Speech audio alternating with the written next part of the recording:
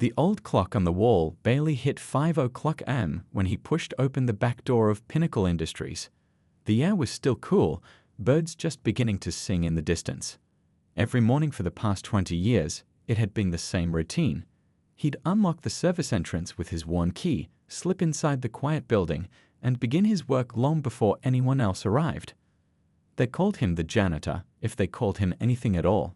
Some of the big shots just snapped their fingers when they needed something cleaned up. Most didn't even look him in the eye. After all this time, only a handful of people in the entire company actually knew his name was Raymond. Raymond's dark skin and aging body had made him invisible to the executives in their expensive suits. At 62, his hands were rough from decades of work, scrubbing toilets, polishing floors, wiping down windows. But those hands had also once signed million-dollar deals and built businesses from nothing. Those hands still belonged to one of the smartest businessmen in the state, though nobody at Pinnacle had any idea. Morning, Mr. Janitor called a young executive, not bothering to wait for a response as he rushed past, coffee splashing onto the floor Raymond had just finished mopping. Raymond simply nodded, watching as the man's expensive shoes tracked dirty footprints across the lobby. He didn't mind. Every dirty footprint, every coffee spill, every mess he cleaned up was actually giving him valuable information about the people who worked in his building. Because the truth was, Raymond owned not just this company, but 5 others across the state. The morning light began to stream through the tall windows as Raymond buffed the marble floors until they shined like mirrors. He took pride in his work, not because he had to do this job, but because he believed that anything worth doing was worth doing right. His father had taught him that back when they had nothing. The security guard waved at him from the front desk. "Looking good today," he called out. Raymond smiled and waved back. The guard was one of the few who treated him like a human being. Raymond made a mental note of this, just as he'd been making notes about everyone in the building for 20 years. By 7:30 a.m., people began pouring into the building. Executives with leather briefcases, office workers clutching travel mugs, its staff with backpacks. Raymond faded into the background, becoming part of the building itself as he emptied trash cans and dusted picture frames. "Hey you! There's a spill in the conference room," barked a woman without looking up from her phone. The CFO. She'd never once said thank you in the 15 years she'd worked there. "Right away," Raymond said quietly, pushing his cart toward the conference room. As he cleaned, he overheard the CFO talking to the head of HR. "We need to cut costs somewhere. What about outsourcing the cleaning crew? We're paying these people way too much for unskilled labor." The HR director laughed. Good thinking. They should be grateful for minimum wage in this economy. Raymond kept his head down, but his mind was racing. Little did they know that he could buy and sell both of them 100 times over. Little did they understand that their jobs hung by a thread held by the very man they were dismissing as nothing. During lunch, Raymond ate his sandwich alone in the maintenance room. Through the small window, he could see the executives heading out to expensive restaurants. 20 years ago, he'd been just like them, rushing around, feeling important, treating people as invisible if they weren't useful to him. But then life had taught him some hard lessons. He'd learned that real wealth wasn't just about money, and real power wasn't about making people feel small. His unusual experiment with Pinnacle Industries had started as a business decision, but had become something more personal over the years. As the afternoon sun cast long shadows through the building, Raymond collected trash from each floor, listening to conversations, watching how people behaved when they thought no important eyes were on them. Some were kind, most were not. By the time he punched out at 6:30 p.m., the big offices were empty again. Raymond changed from his uniform into regular clothes in the small maintenance locker room. As he walked to his modest car in the far corner of the parking lot, he smiled to himself. 20 years was a long time to play a role. But soon, very soon, the curtain would fall and the real show would begin. 20 years earlier, Raymond had been sitting in a very different chair, at the head of a boardroom table, not pushing a janitor's cart. Back then, his custom suits had cost more than what most people earned in a month. He'd built 3 successful companies from scratch, sold 2 of them, and had more money in the bank than he could spend in a lifetime. "Sir, the papers for Pinnacle Industries are ready for your review," his assistant had told him, placing a thick folder on his desk. Raymond flipped through the documents. Pinnacle was a mid-sized company with excellent potential. Good products, decent market share, but struggling from poor management and a toxic work culture. The previous owner was eager to sell after heart problems forced an early retirement. The price seems fair, Raymond told his financial advisor later that day as they reviewed the numbers. But I have a different idea about how to run this place. His advisor leaned forward, confused. What do you mean? You're not thinking of running day-to-day operations yourself, are you? That's not your style. Raymond looked out the window at the city skyline. I've been thinking a lot about what happened at Wilson Tech. A shadow crossed his advisor's face. They'd both remembered Wilson Tech, Raymond's first company, which had grown too fast. He'd been so busy making deals that he hadn't noticed the culture rotting from the inside until it was too late. By the time he discovered the discrimination lawsuits, the wage theft, and the harassment claims, the damage was done. I was too removed, Raymond said quietly. I trusted the wrong people because they looked the part and talked the talk. I want to try something different this time. The plan formed slowly. Raymond would buy Pinnacle through a series of shell companies and trusts, keeping his name off any paperwork that employees might see. He'd install his trusted friend as the figurehead CEO, someone who would answer only to him. And Raymond himself would take a position that would let him see everything without being seen, a janitor. You've lost your mind, his friend said when Raymond explained the plan. You want to scrub toilets when you could be golfing in Florida. Raymond laughed. I grew up cleaning. My folks were custodians at the high school, remember? Besides, it's not forever, just long enough to really understand what's happening in the company. It took 3 weeks to finalize the purchase. Raymond created a new identity with the help of some creative paperwork, nothing illegal, just carefully managed. He moved out of his penthouse into a modest 2-bedroom apartment. He put most of his designer clothes in storage and bought the kind of practical, durable items that working people wore. His first day at Pinnacle, Raymond arrived early, his heart pounding as he put on the gray uniform for the first time. The head of maintenance, now technically his employee, showed him around. Executives are on the top 3 floors, the man explained. They're mostly jerks, but what can you do? Middle management is on 4 through 6, some decent folks there. The rest is support staff, warehouse, and so on. Don't expect anyone important to learn your name. Raymond nodded, taking mental notes. The maintenance head had just given him a perfect snapshot of the company hierarchy without realizing it. That first year was the hardest. His body ached from the physical labor he hadn't done in years. He bit his tongue bloody some days, listening to executives talk about unskilled labor and watching them make terrible business decisions he couldn't correct. But slowly he began to see everything. He noticed which managers took credit for their team's ideas and which ones gave proper recognition. He saw which executives treated the cafeteria ladies with respect and which ones acted like the support staff didn't exist. Every evening, Raymond would go home to his small apartment and write detailed notes about what he observed. Once a week, he'd meet secretly with his CEO friend to steer the company based on what he'd learned. Under their hidden guidance, Pinnacle began to grow. How long do you plan to keep this up? His friend asked 6 months in. Raymond had just smiled. As long as it takes to truly know this place, from the ground up. He had no idea then that, as long as it takes, would turn into 20 years. Days turned into months, months became years, and years stretched into decades. Raymond's hair slowly grayed as he pushed his cleaning cart through the halls of Pinnacle Industries. The company grew around him, adding new floors to the building, hiring hundreds of new employees. But to most of them, he remained invisible, just the old janitor who cleaned up their messes. Could you get that coffee stain by the window? Asked a young executive, not bothering to look up from his phone. Raymond nodded silently, though the man didn't see it. As he bent down to clean the spill, he overheard the same executive on the phone. Don't worry about the contract details. We'll just bury the price increase in the fine print. They'll never notice until it's too late. Raymond memorized the conversation along with the man's name and department.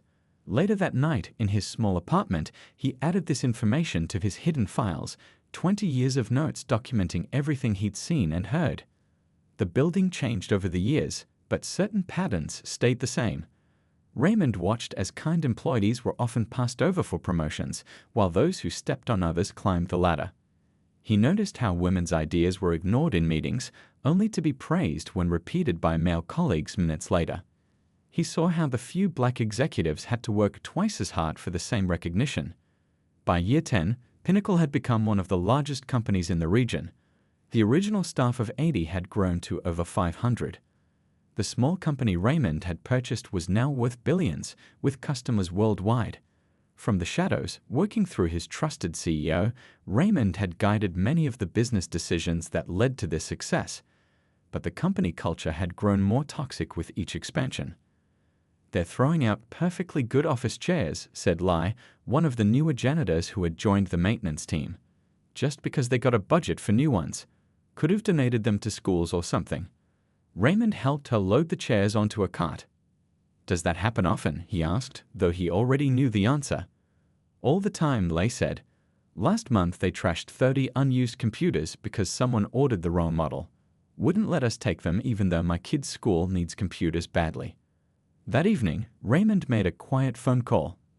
A week later, the school received an anonymous donation of 50 new computers. Small acts like this had become his private rebellion, seeing problems from his unique position and fixing them without anyone connecting it to the quiet janitor. In the break room, Raymond often ate alone, listening to conversations around him. He heard accounts payable staff complaining about executives who demanded their expenses be processed immediately while making vendors wait 90 days for payment. He overheard HR discussing how to avoid hiring certain types of applicants despite equal opportunity laws. On rare occasions, he found good people within the company, like the project manager who stayed late helping the cleaning staff when a pipe burst, or the new hire who learned everyone's name regardless of their position. Raymond kept mental notes of these people too.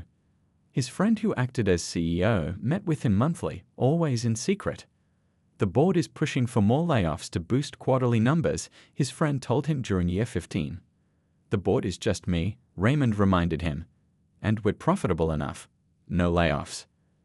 As he neared his 20th year at Pinnacle, Raymond noticed more disturbing trends. The company was cutting corners on safety.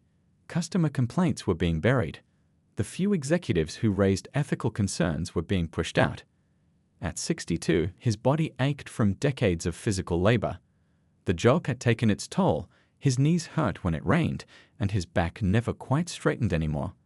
But his mind remained sharp, cataloging every slight, every ethical lapse, every moment of cruelty or kindness he witnessed. "Just a few more months," he whispered to himself as he mopped the executive bathroom one evening. The security cameras couldn't pick up his words, but they caught his determined expression in the mirror.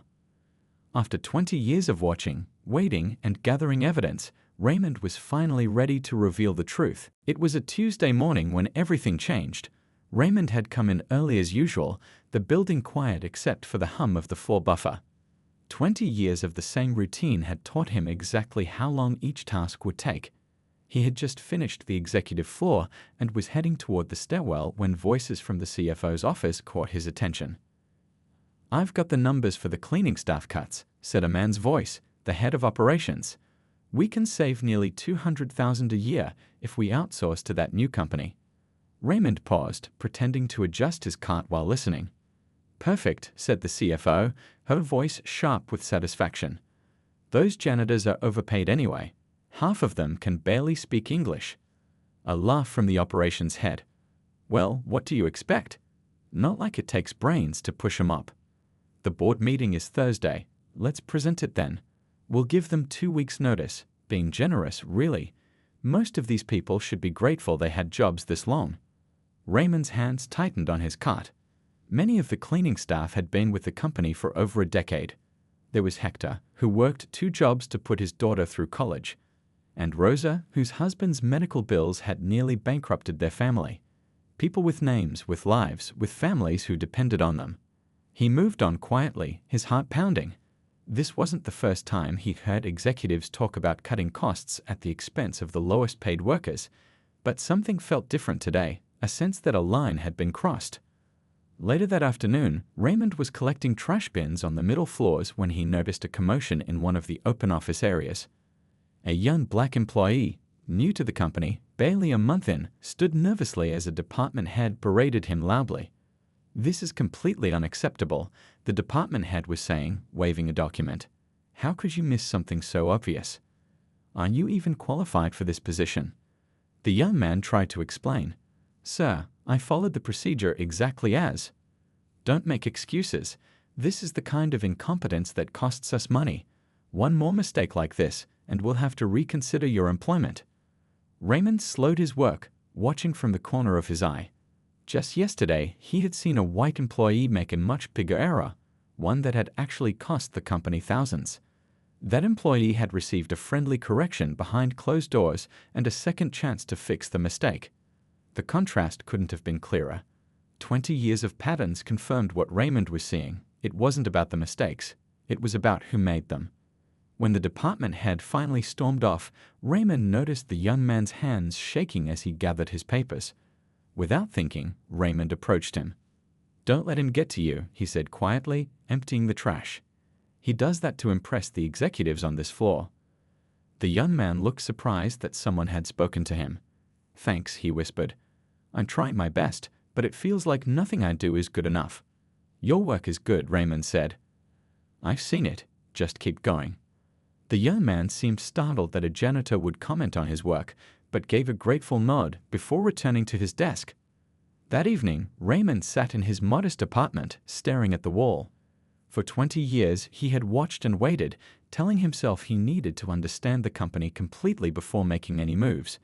He had collected mountains of evidence, recordings, documents, notes of conversations. He had mapped out exactly who contributed to the toxic culture and who tried to fight against it. He picked up his phone and dialed a number he rarely used. "It's me," he said when his lawyer answered. "It's time." "After all these years?" his lawyer asked, sounding surprised. "What changed?" Raymond thought about the day's events, the casual cruelty, the plans to discard loyal workers, the public humiliation of a young man just trying to do his job. "Nothing changed," Raymond said quietly. "And that's the problem. 20 years and nothing has changed. But it's about to." He hung up and walked to his closet, pushing aside his janitor uniforms. In the back, still wrapped in plastic, hung a single-tailored suit that had waited 20 years for this moment. The quarterly all-hands meeting was scheduled for 10 a.m. in the grand conference room.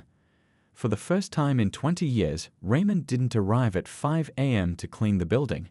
Instead, he woke up in his modest apartment, showered carefully, and put on the suit that had been waiting for this day. He looked at himself in the mirror. The suit still fit perfectly.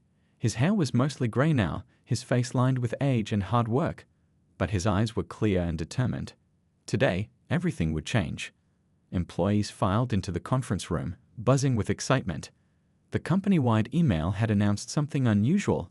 The mysterious owner of Pinnacle Industries would finally make an appearance. For 20 years, this figure had remained hidden behind shell companies and trusts, represented only by the CEO. "I heard he's flying in from Europe," one manager whispered. "No, it's some investment group from Asia," another replied. Raymond slipped in through a side door, unnoticed. Nobody recognized the janitor in a tailored suit.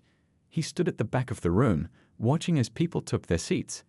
The executives sat in the front row, checking their watches impatiently. At exactly 10 a.m., the CEO walked to the podium. "Good morning, everyone. This is a historic day for Pinnacle Industries. As you know, for 20 years, the ownership of our company has been something of a mystery to most of you. Today, that changes." The room went completely silent. "It's my honor to introduce you to the sole owner of Pinnacle Industries, a man whose vision has guided this company to success, though most of you have never met him." The CEO looked toward the back of the room and nodded. Raymond took a deep breath and began walking forward. People turned in their seats, eyes searching for someone new, someone impressive. Their gazes passed right over Raymond at first, still invisible out of habit, then snapped back in confusion as they realized he was the one walking to the podium. Whispers rippled through the crowd. "Isn't that?" "No, it can't be." "The janitor?" The CFO's face drained of color as Raymond approached. The operations head who had joked about cutting the cleaning staff certainly found great interest in his shoes. Raymond reached the podium, thanked the CEO with a warm handshake, and turned to face the stunned audience. "Good morning," he said, his voice steady and clear. "Many of you know me as the man who empties your trash cans, the man who mops your floors when you spill coffee. Some of you know me as Roy, others as Hey You, and many don't know me at all." He paused, looking around the room. "Today, I'm here in my actual role as the owner of Pinnacle Industries." A nervous laugh broke out somewhere in the middle of the room. Someone whispered loudly, "Is this some kind of joke?" Raymond smiled. "It's not a joke." He pressed a button, and documents appeared on the screen behind him: ownership papers, bank statements, legal records. "I purchased this company 20 years ago through a series of holding companies. I then made a decision that might seem strange to many of you. I took a job as a janitor in my own building." The shocked silence was complete now. Every eye in the room was fixed on him. The executives in the front row sat frozen, as if movement might draw unwanted attention. You might wonder why someone would clean floors when they could be sitting in a corner office. The answer is simple. I wanted to understand this company from the ground up. I wanted to see who people really are when they think no one important is watching. He looked directly at the department head who had berated the young employee the day before. The man squirmed in his seat. "Over 20 years, I've learned a lot about Pinnacle Industries. I've seen incredible dedication from some of you. I've witnessed remarkable talent go unrecognized, and I've observed behaviors that have no place in the company I own." Raymond's voice remained calm, but there was steel beneath it now. "Today marks the beginning of a new chapter for Pinnacle. Some of you will be part of that future, others will not." The room was so quiet you could hear the air conditioning hum. In the back, a maintenance worker who had always been kind to Raymond broke into a smile as understanding dawned on her face. The young employee who had been publicly humiliated yesterday sat up straighter, eyes wide with disbelief and something that looked a lot like hope. The conference room remained silent as Raymond walked over to a laptop connected to the main screen. "Over the past 20 years, I've documented everything I've witnessed in this company," he said, clicking through to open a folder. "Every conversation, every decision, every instance of kindness and cruelty." The screen filled with neatly organized files, each labeled by date and topic. He clicked on one titled Executive Behavior 2023. Last year, the CFO and operations head planned to fire all cleaning staff to save money, Raymond said, his voice matter of fact. "They called us overpaid and laughed about our English skills." He played a short audio clip, and the exact conversation from the office echoed through the speakers. The CFO shifted uncomfortably in her seat. "That was taken out of context," she said, her voice tight. Raymond nodded. "Let's add some context then." He opened another file showing emails where the same executives had approved millions in bonuses for themselves that same week. He moved through his evidence methodically, without anger or excitement. He showed video of executives taking credit for their employees' ideas. He displayed side-by-side comparisons of how differently employees were treated based on their race. He revealed emails discussing how to avoid hiring older workers without explicitly breaking age discrimination laws. 20 years of watching, Raymond said quietly. 20 years of people showing me exactly who they are when they thought no one who mattered was looking. A woman in middle management raised her hand hesitantly. "Sir, I don't understand. Why wait so long? Why not make changes years ago?" It was a fair question. Raymond took a moment before answering. "At first, I just wanted to understand the company. Then I began to see patterns, who was trustworthy, who wasn't. I needed time to be certain, to gather evidence, to see who people truly were over time, not just on their best or worst days." He looked around the room. "Some of you showed your true character on day one and never wavered. Others surprised me. People who started kind but became cruel as they gained power. And some of you have been fighting to make things better from within, even when it cost you promotions or made you targets." Raymond pulled up a final screen, a list of 12 names. These 12 individuals have demonstrated patterns of behavior that go against everything this company should stand for. Their employment is terminated, effective immediately. Gasps erupted as people scanned the list. Every C-suite executive was on it, along with several department heads known for their harsh management styles. The head of security stepped forward, along with several officers Raymond had never seen before. "Your badges have been deactivated," the security head told the named executives. "Please gather your personal belongings and follow these officers to the exit." One of the executives stood up, face red with anger. "You can't do this. I built this department. I'm the reason this company makes millions." Raymond shook his head. "No. The people you stepped on are the reason. The ideas you stole are the reason. The corners you cut are the reason, and now it stops." As security escorted the shocked executives out, Raymond returned to the podium. He pulled out a small notebook, worn and tattered from years, in his janitor's pocket. "In this book, I've kept notes on people who showed kindness when they didn't have to. People who stood up for others even when it was risky. People who did quality work even when no one was watching." He opened the book. Like the aid specialist who always said good morning to the cleaning staff by name, or the accountant who stayed late to help the night janitor when his son was in the hospital, or the receptionist who defended the cafeteria workers when executives complained about the food. Raymond looked up. "These are the people who will rebuild Pinnacle Industries, not because they have the fanciest degrees or the most impressive resumes, but because they have something much more important: character and integrity." Around the room, some people sat up straighter, recognizing their actions in his words. Others looked down, perhaps wondering if they'd ever made it into that little book, or if they'd been documented instead in his files of evidence. "Starting today," Raymond said, "everything changes." 3 months after the day that shook Pinnacle Industries to its core, the company looked completely different. The building was the same, but the energy flowing through it had transformed. People smiled more in the hallways. Doors that had once been closed were now open. And for the first time in 2 decades, Raymond walked through the front entrance each morning, greeted by name by everyone he passed. "Good morning, Mr. Raymond," called the receptionist who had always made a point to thank the cleaning staff. She now sat at the executive reception desk, her kindness recognized with a well-deserved promotion. "Just Raymond," he reminded her with a smile. "No need for the Mr." In the weeks following his revelation, Raymond had shared his full story with the company. He told them about growing up poor, the son of factory workers who taught him the value of hard work. He described building his first business from nothing, the success that followed, and the hard lessons he learned about what happens when leaders lose touch with the people who do the actual work. "I became exactly what I didn't want to be," he had told them during a company-wide meeting. "Rich, powerful, and completely blind to what was happening in my own company. I decided Pinnacle would be different."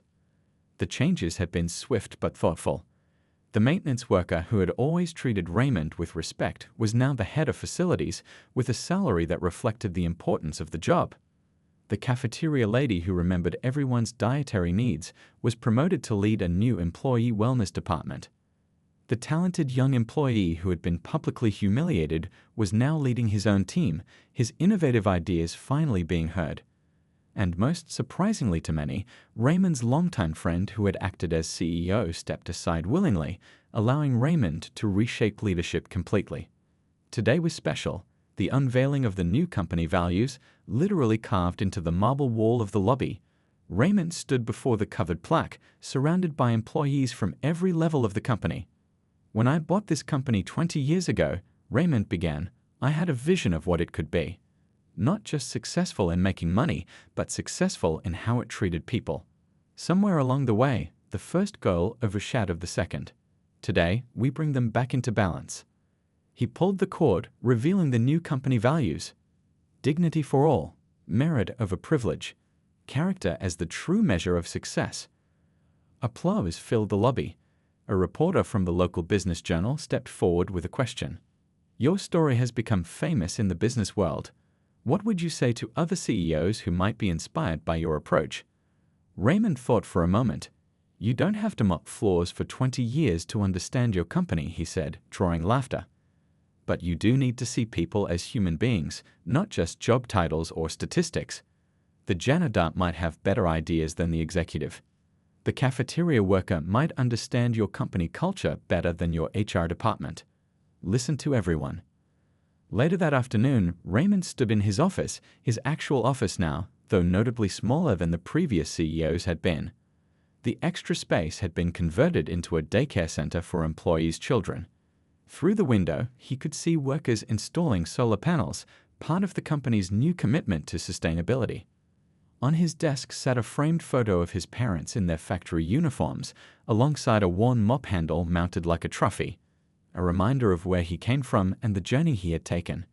A knock at the door interrupted his thoughts.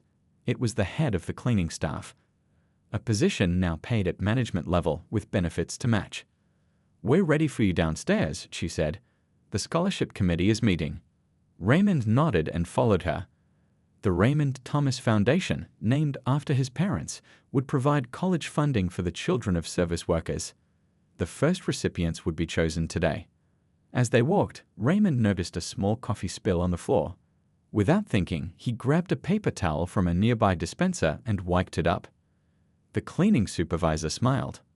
"Old habits." "Good habits," Raymond corrected her.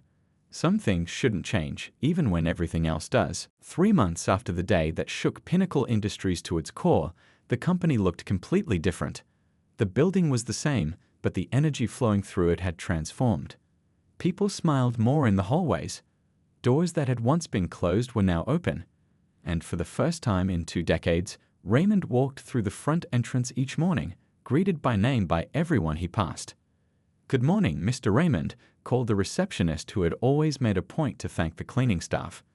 She now sat at the executive reception desk, her kindness recognized with a well-deserved promotion. "Just Raymond," he reminded her with a smile. "No need for the Mr." In the weeks following his revelation, Raymond had shared his full story with the company. He told them about growing up poor, the son of factory workers who taught him the value of hard work. He described building his first business from nothing, the success that followed, and the hard lessons he learned about what happens when leaders lose touch with the people who do the actual work. "I became exactly what I didn't want to be," he had told them during a company-wide meeting. "Rich, powerful, and completely blind to what was happening in my own company. I decided Pinnacle would be different." The changes had been swift but thoughtful. The maintenance worker who had always treated Raymond with respect was now the head of facilities with a salary that reflected the importance of the job. The cafeteria lady who remembered everyone's dietary needs was promoted to lead a new employee wellness department. The talented young employee who had been publicly humiliated was now leading his own team, his innovative ideas finally being heard. And most surprisingly to many, Raymond's longtime friend who had acted as CEO stepped aside willingly, allowing Raymond to reshape leadership completely.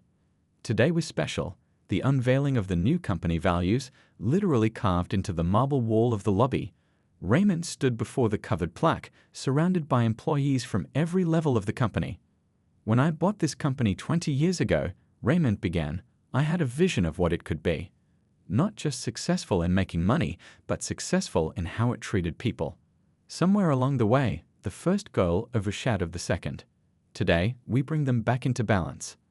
He pulled the cord, revealing the new company values. Dignity for all, merit over privilege, character as the true measure of success. Applause filled the lobby. A reporter from the local business journal stepped forward with a question. "Your story has become famous in the business world. What would you say to other CEOs who might be inspired by your approach?" Raymond thought for a moment. "You don't have to mop floors for 20 years to understand your company," he said, drawing laughter. "But you do need to see people as human beings, not just job titles or statistics. The janitor might have better ideas than the executive. The cafeteria worker might understand your company culture better than your HR department. Listen to everyone." Later that afternoon, Raymond stood in his office, his actual office now, though notably smaller than the previous CEOs had been. The extra space had been converted into a daycare center for employees' children. Through the window, he could see workers installing solar panels, part of the company's new commitment to sustainability. On his desk sat a framed photo of his parents in their factory uniforms, alongside a worn mop handle mounted like a trophy, a reminder of where he came from and the journey he had taken. A knock at the door interrupted his thoughts. It was the head of the cleaning staff, a position now paid at management level with benefits to match. "We're ready for you downstairs," she said. "The scholarship committee is meeting." Raymond nodded and followed her. The Raymond Thomas Foundation, named after his parents, would provide college funding for the children of service workers. The first recipients would be chosen today. As they walked, Raymond noticed a small coffee spill on the floor. Without thinking, he grabbed a paper towel from a nearby dispenser and wiped it up. The cleaning supervisor smiled. Old habits. Good habits, Raymond corrected her. Some things shouldn't change, even when everything else does.